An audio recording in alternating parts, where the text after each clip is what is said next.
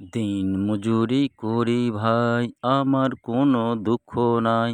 বড় হয়ে মানুষ হব, এইটুকু পরিচয়। দিন মজুরি, এই সেই দিন মজুর যেখানে গরিব অসহায় মানুষ, সেখানে ছুটে যায় আপনাদের সেই ভাইরাল চাচা। একের ভিতরে ১০০ হারিকেন মার্কা গরিব অসহায় মানুষের মধ্যে একটা আত্মাতৃপ্তি রয়েছে, সেটা বড়লোকের মধ্যে নাই ভাই।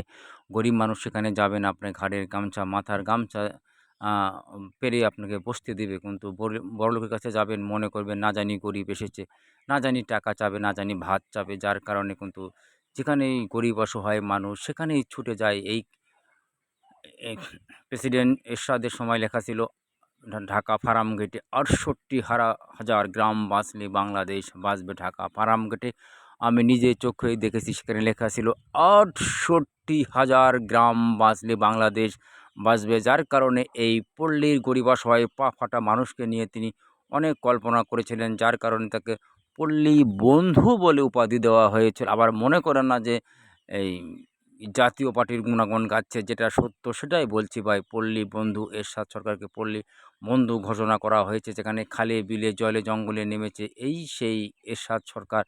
যাই হোক, এই এই রাষ্ট্র পরিচালনার কাজে কিন্তু এই গরিব অসহায় যারা পা ফাটা এই কৃষক, ক্ষেত খামার যারা এই লেবার শ্রেণী, তাদের টাকা, তাদের কষ্টার্জিত টাকা এবং বিদেশে যারা রেমিটেশন পাঠায় তাদের কষ্টের টাকা দিয়েই কিন্তু রাষ্ট্র পরিচালনা হয়ে থাকে। যত আপনি ডিফেন্স বলেন আর যাই বলেন, সব কিছুই কিন্তু এই গরিব অসহায় মানুষ, যারা খেটে খাওয়া মানুষ, এই শ্রমজীবী মানুষ।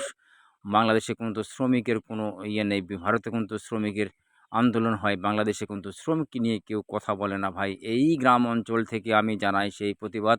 শ্রমের ন্যায্য আদায় দিতে হবে, এই সেই গ্রাম বাংলার ঐতিহ্য তুলে ধরার জন্য।